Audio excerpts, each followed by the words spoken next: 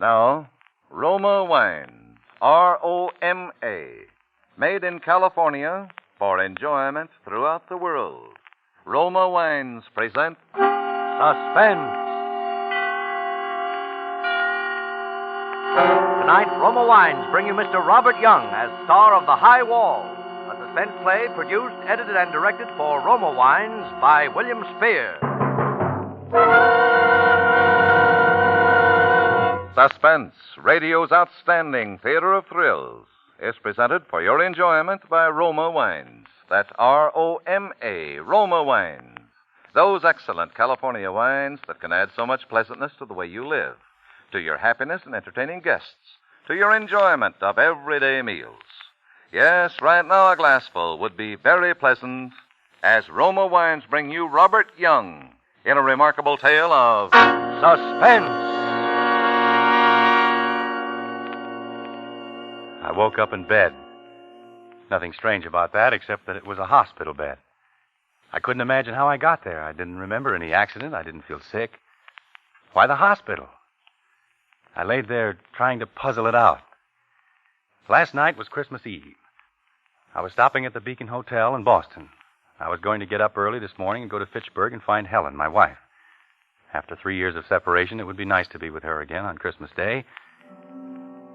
I turned in bed and looked out of the window. Christmas? Why, it was summer. There were trees and grass and flowers in bloom. I guess I twisted around or something because the next thing I knew, a girl was leaning over me, smiling. Hello there. Feeling better? Well, I guess so. Am I supposed to be sick? Well, no, not if you feel all right. We were beginning to get worried about you. You didn't seem to want to wake up. We? Who's we? Oh, Dr. Dunlap and all of us. Well, what happened to me? Well, why am I in a hospital? You've been very ill. Don't try to think about it, Mr. Lewis. Just get well. You're, Amy, aren't you? That's right. Good for you. Amy. How did I know her name? Why was her face so familiar to me? I tried to think, and suddenly I remembered. I'd been dreaming about her.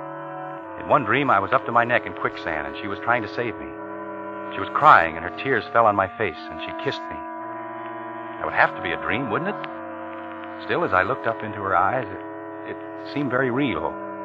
I could almost feel her lips. I dozed off, thinking of her, and when I woke up, Dr. Dunlap was standing beside my bed. Well, Mr. Lewis, Miss Adams tells me you're bright and snappy this morning. Yeah. Any reason why I have to stay in bed? Oh, none at all. If you feel able, we'll get your clothes, and Miss Adams will take you down to the solarium, and you can sit in the sun. Now, how's that?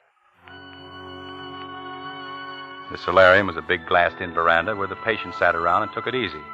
Played cards and read and talked. It was quite a crowd when we walked in, but nobody seemed to notice us. Amy, Miss Adams, introduced me to a girl who ran the newsstand. Her name was Ella. She sold cigarettes, candy bars, magazines. I sat down over to one side and looked the people over. Nobody seemed very sick, but they said silly things and laughed a lot. One man acted like he was catching a ball and throwing it to second base. Then he'd argue with the umpire over a bad decision, and suddenly it hit me, like a smash in the face. This wasn't a hospital. It was an insane asylum. I jumped up, but Amy put her hand on my arm. Dr. Dunlap appeared out of nowhere and pushed me back into the chair. Easy, Mr. Lewis, easy now. Don't get excited. I'm not excited. I just found out where I am, that's all. Let's go up to your room and talk it over. Talk what over? I'm in the wrong place. Maybe I'm a little sick, but I've got all my buttons. Get me out of here. Mr. Lewis, please, you're making a disturbance. Go along with Let Miss loose Adams. me. Doctor, I can manage. Then please do it. We'll have a riot here if he doesn't quiet down. Mr. Lewis, you don't want to get me into trouble, do you? We were getting along so nicely.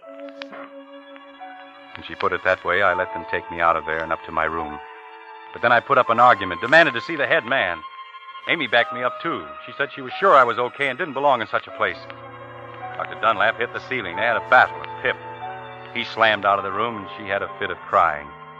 But the net result was that I was taken to the office of Professor Bird, the man who ran the asylum. He was a strange little guy, with a head cocked to one side like he was listening to something nobody else could hear. Ah, Mr. Lewis, feeling better? Why does everyone ask me that? Yes, I feel great. Good. Do you remember me? Should I? Well, not necessarily. What seems to be the trouble? You just made a mistake, that's all. Got the wrong fellow. I don't belong here. Well, that's strange. Your commitment papers seem to be in order. I don't care about that. Listen to me. Here, Oh. Mr. Lewis. Let's discuss this calmly. We're not in the habit of picking people off the streets haphazardly. Someone had to sign you in. Who was it, your parents? My folks have been dead for years. Your wife, perhaps? She doesn't know I'm back in America. Probably thinks I'm dead. Come on, Professor, stop stalling. You've got it all on that paper. Never mind this paper. Tell me about yourself. Were you in the war? No, they wouldn't take me. Blood pressure or something. I went to Burma for the International Oil Company. Oh? How was it in Burma? Pretty rugged. I was there for 3 years. I'd be there yet, only I fell in front of a bulldozer and got my leg crushed. They shipped me back to San Diego, thinking they'd have to cut it off. Well, fortunately, they didn't have to, huh? Did your wife know you were hurt? Funny you should ask that. No, she didn't. You see, we used to go to dances a lot. I see. You didn't fancy yourself with a crutch. Does anybody? But after you were discharged from the hospital in San Diego, did you communicate with her then? No, I wanted to surprise her. She thought I was still in Burma. I took a train for Boston, arrived on December 23rd, a Thursday. Yes. So I went home, looking for Helen. She wasn't there. Somebody else lived in the house. She'd sold it. Knocked me a twister. I was born in that house. My grandfather built it. And it was gone.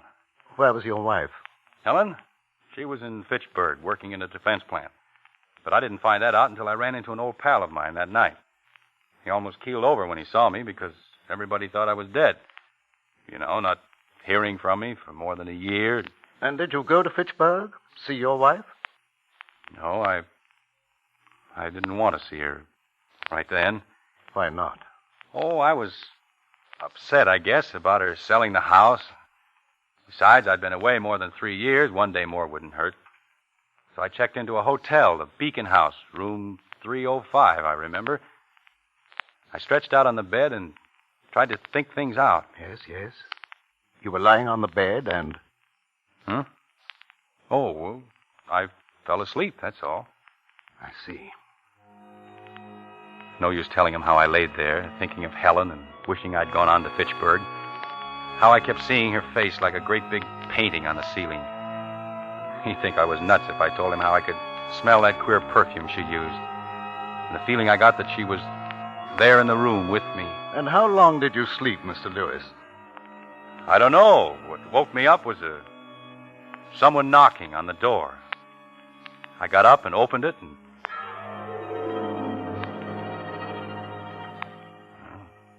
That's all I remember. Who was it at the door? I don't know. It's just like the lights went out. I don't remember a thing. Until I woke up here this morning. I see. Do you know where you are? No. This is a hospital for the mentally ill. This is the Flowerdale Hospital for the criminal insane. Criminal insane? I'm not insane, and I'm not... I've had a blackout, that's all. Does that make me a criminal? Oh, no, it's the other way around. The crime caused the blackout. Crime? What crime? What did I do? I can't tell you that. I'll say you can't. You've got the wrong man. And you're afraid to admit it. I wish that were true for your sake, Mr. Lewis. However, I attended your trial. The state called me as an authority on mental diseases. It was at my suggestion that you were sent here for treatment. How? How long do I have to stay? Until I'm convinced you are no longer a menace to society. All right. Give me a test. I'll get out of here in a hurry. I've just given you a test. And you failed badly. Why? Because I can't remember being in trouble? Well, that could happen to anyone. No, not in your case, Mr. Lewis. Your mind has drawn a certain a curtain across something it doesn't want to remember. The crime you committed is buried in your subconscious mind. Until you can remember everything that happened from the time you opened that door down to the present moment, I shall have to detain you. When you remember your crime and the reason you committed it, you can walk out of here a free man. But you're pretty sure I won't do it, aren't you? Okay, I'm going to fool you. Dr. Dunlap, Miss Adams, you're witnesses to what he said. Understand, Mr. Lewis, I'm interested in reasons. You'll get everything. You're a man of your word. I'll be on the street tomorrow. Come on, Miss Adams. Outside in the corridor, I felt so relieved, I threw my arms around Amy and gave her a big kiss. Then we walked hand in hand toward the stairway. We met a couple of nurses, and Amy stopped to talk to them. I walked back to Professor Bird's office and listened at the door. He and Dr. Dunlap were still talking about me. I heard them mention my name. I opened the door real easy so they wouldn't notice it. Why, he's been a walking zombie. He couldn't talk, had to be fed, bathed, and put to bed like a child. I'm really very encouraged. It wouldn't surprise me a bit if he recovered. Don't be absurd, Dunlap. Such cases never recover. You'll struggle a few weeks, try to remember, then chuck it. Oh, by the way, I think I ought to know. What did he do? Well, understand, I don't want it noised around. But you'd better tell his nurse that he's dangerous, especially when he thinks he smells perfume. Oh, yes. Yes, he did mention perfume. For your information alone, the man's a killer. Really? A rattlesnake. He strangled a woman with his hands, and he'll do it again. Here, read his history. That's all I heard, because Amy picked that moment to come and get me. But I'd heard enough to realize that something was terribly wrong. Me? A killer? Why, I never hurt anyone in my life. I'd been framed. Somebody had committed a murder and pinned it on me because I'd lost my memory and couldn't defend myself. The only way to get free was to recall everything that happened, every single thing from the moment I opened that door. What if I couldn't remember? What if I never remembered? It meant being kept here, locked up for life, for a crime I didn't commit. Nice spot for an innocent man.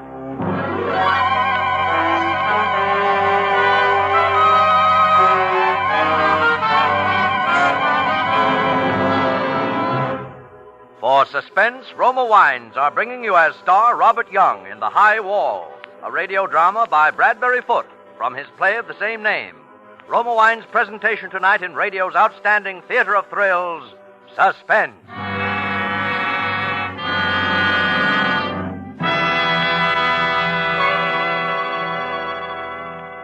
Between the acts of Suspense, this is Truman Bradley for Roma Wines. We Americans are noted for taking the job home with us. We frequently sit down to dinner, our minds still occupied by the work of the day, and get no real pleasure from our meal.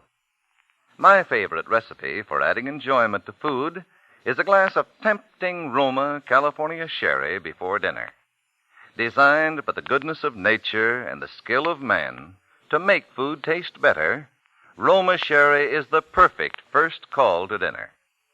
As you pour the golden amber goodness of Roma sherry into a glass, enjoy its fresh, full fragrance. Then sip Roma sherry.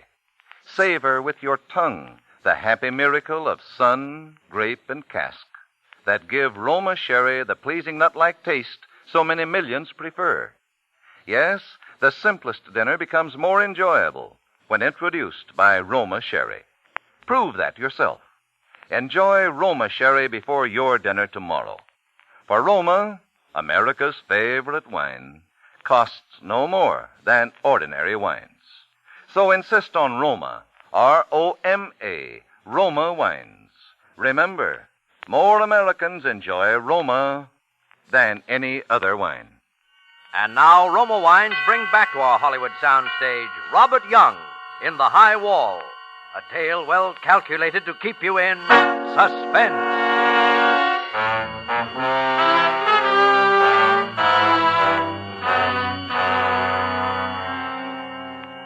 When I promised Professor Bird that I'd give him the whole story the next day, I was absolutely sure I could do it. But I couldn't. I couldn't remember a single thing that happened during that lost time. Absolutely blank I was. I racked my brain for a clue, lay awake nights torturing myself until I nearly had a nervous breakdown. Then, after about 3 months, I gave up. Just like Professor Bird said I would. Chucked it. When I did, a great feeling of relief came over me. It was like a heavy weight had been lifted off my chest. Amy noticed the change in me, and I told her the reason one night very late when she came in. She didn't like it a bit. Bob, no, you mustn't give up. Don't stop trying. Amy, there must be some easier way to get out of this place. Escape, you mean? You can't do it, Bob. There's a high wall Yeah. all over. Well, there is another way. A sure way. I can go out feet first. Feet for... Bob, Bob, you wouldn't do that. I'm not going to spend the rest of my natural life in this insane asylum. If there's no other way to escape, I'll go out, like I said, in a box. Suddenly, she was crying like a kid. Helen used to cry like that. It never struck me before, but Amy was a lot like Helen. As I watched her, it almost seemed like she was Helen. I guess I got a little mixed up because I put my arm around her and lifted her face up to mine. For a second, I seemed to be holding Helen. Then I got things straightened out in my mind. I stepped back. Sorry, Amy. I guess I got a little out of line. That's all right, Bob. I wouldn't want you to think I was, well, you know. No? Why not? Well, you're going to be Mrs. Dr. Dunlap. No, that's off, Bob. There's somebody else. Oh, who is it? She didn't answer. Didn't have to, I knew. She stood there looking like she expected me to do something about it, but I didn't. Then she beckoned to me and made a hush sign, and I followed her out of the room. The ward was quiet. Everyone was asleep. We tiptoed into the solarium and shut the door. I suppose you know this is liable to cost me my job. Look at that moon. Bob, you wouldn't really do anything to yourself, would you? Why not? I'm not doing myself or anyone else much good, locked up in this place. Bob, dying isn't the answer. Yes, it is, Amy. Dying is the answer to everything. Oh, Bob, don't talk like that. You know, in Burma once, in the jungle, I saw a snake right close to me. A king cobra it was. I stood perfectly still, hoping it hadn't seen me. I didn't breathe. Then finally I couldn't stand it anymore. I made a quick jump, but he got me. Right through the leg, here. It was a swell chance to die. But I didn't want to. I crawled through the jungle to a first aid station, and I managed to pull through. For what? I'd have been better off to die right there. Oh, no. I kept on talking like that, hardly knowing what I was saying, because I had a queer feeling that I was telling it to Helen and letting her know what I'd gone through for her. Helen always wanted security, and I went out there to get it for her. Those oil companies paid big money. Bob, if you could only remember who it was when you opened that door. Yeah. What's that perfume you're wearing? What? Perfume? You know we aren't allowed to use perfume. Funny, I could swear. Lean closer. Of course you are. It's that same stuff that... Go on. Why don't you? What? Kiss me. I want you to. Sorry to interrupt, but we do have rules here. Hold it, Dr. Dunlap. The light isn't necessary. Go to your room, Mr. Lewis. That's all right, but don't throw the hooks into Amy. It wasn't her fault. Never mind, Bob. I can defend myself. Go along. I knew she could handle him, so I went up to my room. Besides, I had something on my mind. While I was holding Amy in my arms, I had a vision, I guess you'd call it. I saw Helen. She was lying on the bed. The doctor was bending over her. The room was crowded with people. Everyone was tense, frightened. Then the doctor straightened up and said, "She's dead." Helen, my wife, was dead. I remembered it now, distinctly. But that was all. I couldn't remember how or why it happened. It was just like a photograph. Nothing led up to it, and what happened after was perfectly blank. But the fact that Helen was dead didn't seem like a surprise exactly. After a while, I heard Dr. Dunlap come up and lock me in. He hesitated outside the door like he wanted to come in and bawl me out. Then he went away. The next thing, Amy was shaking me, trying to wake me up. Bob. Huh? What's the matter? We're sunk, Bob. He was furious. I'm discharged, and you're going to be put in another ward. Why, the louse, he can't get away with it. Listen. Shh. I know how you can escape. What? How? Ella quit her job. She's leaving in the morning. Her car will be parked in the driveway outside the solarium. All you have to do is get in the car, lie down on the floor, and pull a rug over you. Oh, Amy, that's screwy. How would I get outside? The solarium door is always locked. That's it. Ella's going to unlock it before she turns in her keys. Yeah? But I'd be seen. No, they'll all be in church. It's Sunday, Bob. Oh. The minute they start to sing, open the door and slip out. Oh, Bob, it's the chance of a lifetime. Ella leaving makes it easy. She'll drive right through the front gate and they won't even stop her. Oh, Bob, say you'll do it. I can't go away and leave you here. Well, what did I have to lose? Besides, she started to cry and carry on, so I said, all right. And the funny part of it was, it did work. I'll bet we were 50 miles from the asylum before they knew I was missing. Ella picked up Amy at the edge of town, then hit for the open road.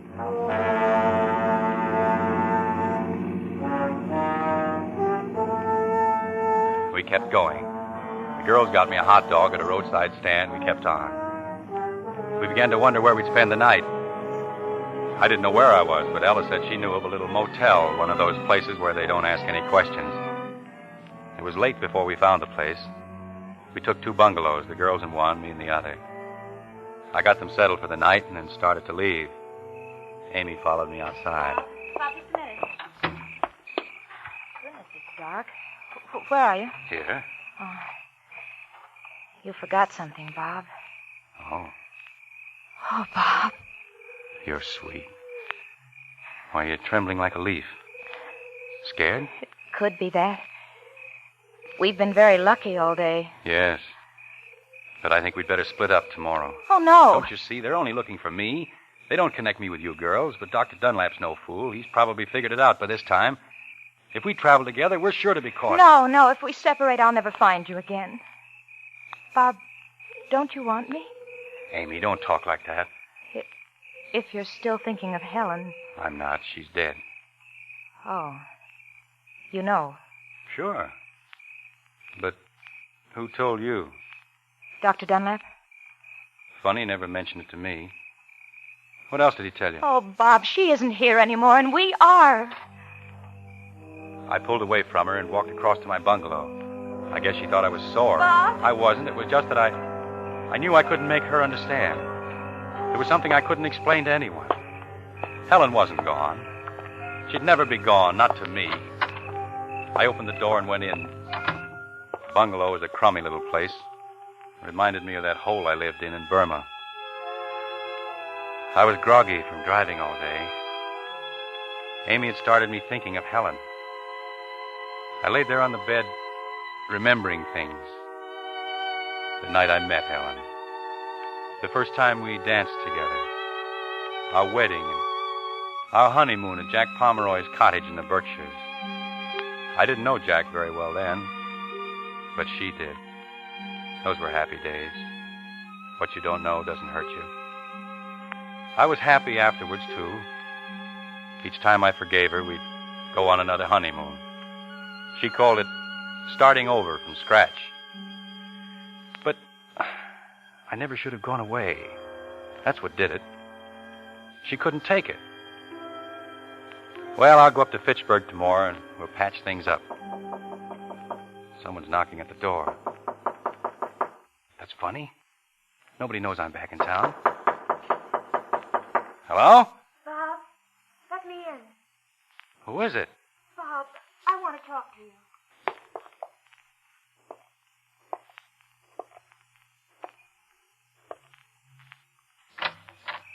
Well, I'll be... Who told you I was here? What? Come in. Bob, listen, I was talking it over with Ella, and she thinks you're right. Oh, I get it. I met Sam Bradley today. He must have phoned you. Bob, you're half asleep. Or maybe he phoned Jack Pomeroy. Who in the world That's is... the answer. You and Jack want to beat me to the punch. Oh. No. No. Why didn't Jack come with you? Didn't he have the guts? Easy now, Bob. Let's sit down and talk. Get away from me. Very well, I'll have to call Dr. Dunlap. Get away from that phone. Sit down. Better sit down. Ah.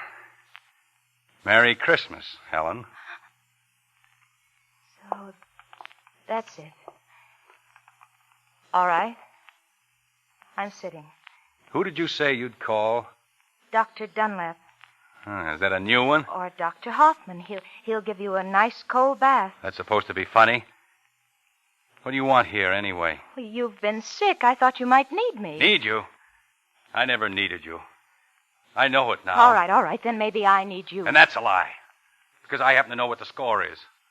Sam Bradley told me. What about my home? Somebody else is living in it. What a rotten deal. I'm fighting snakes and mud and slime, sweating it out in swill piles and wondering if I'll ever see daylight again. And you're here in Boston having the time of your life on my money. You didn't want me to come back. But me, like a fool, I used to drop off to sleep thinking of you. And then pick you up in my dream. I could hear you laugh, see you dancing, smell the perfume in your hair. I'd talk to you and you answered me. We planned things we'd do when I got back. And all the time you were hoping I'd never come back. Bob, dear, don't cry. Don't cry. Come on, let's go talk to Ella. Sure. I'm only trying to help you. You helped me enough. I promised Bradley I'd kill you when I found you. I've got to go through with it. Bob, I love you. Oh, not frightened, huh? You won't hurt me, Bob. I love you. The last time you begged for mercy. Bob, I'm Amy. This is Amy. I'm Amy. Don't do it. Bob.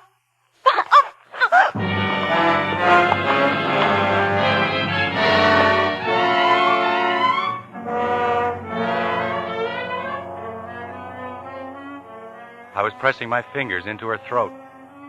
She died game this time. Didn't kick or make much of a struggle like she did before. It was almost like she wanted me to do it. And yet, as long as she lasted, she seemed to be begging me with her eyes not to do it. It didn't take long. Then she went limp, and I let her fall to the floor. When I let go of her, I kind of lost track of things. Another blackout. I woke up about a week ago. It's taken me this long to get things straightened out. It's winter now. My nurse tells me. I think she's lying, but I can't prove it. You see, there's no window in my room. The walls are padded, and the furniture's nailed to the floor.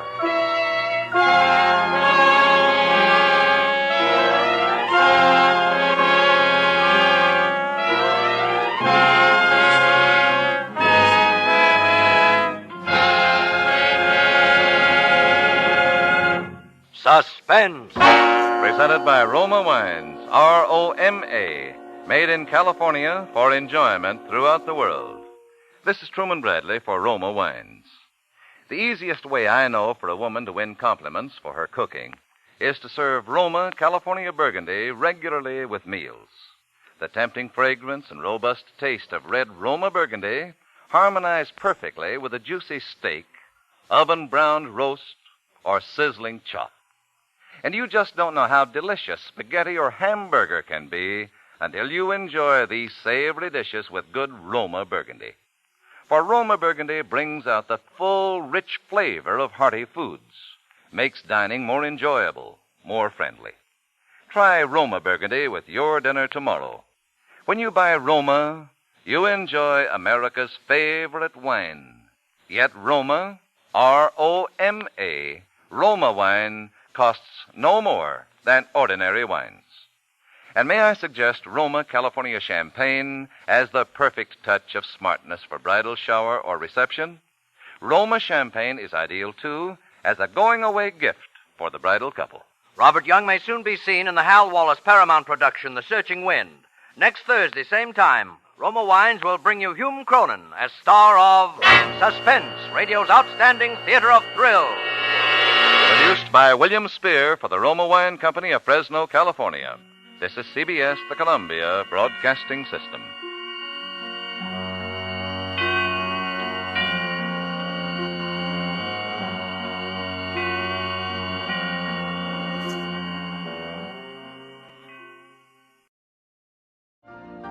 You've been listening to the OTR Gold Network.